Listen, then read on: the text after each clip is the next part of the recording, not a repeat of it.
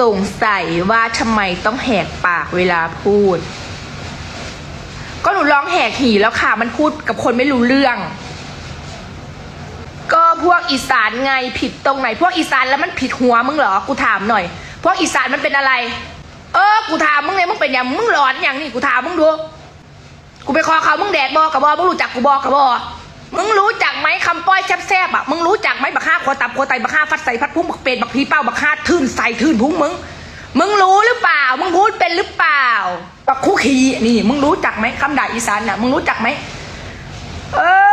ไปกันว่าสมุกสัจจ์บักนอแตกดามอีกดูบักเบนตะไลไฟฟ้าซอดมึงเอาอีกมันว่าสมุกสัจจ์กูบักข้าวโมกมึง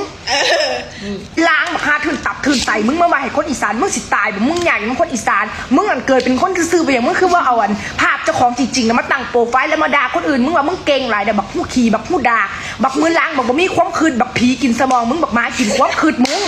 บักซัวฝากมาบักคู่ขี่คือมากกันนะบักพีกินสมองบักมากูสู้ลา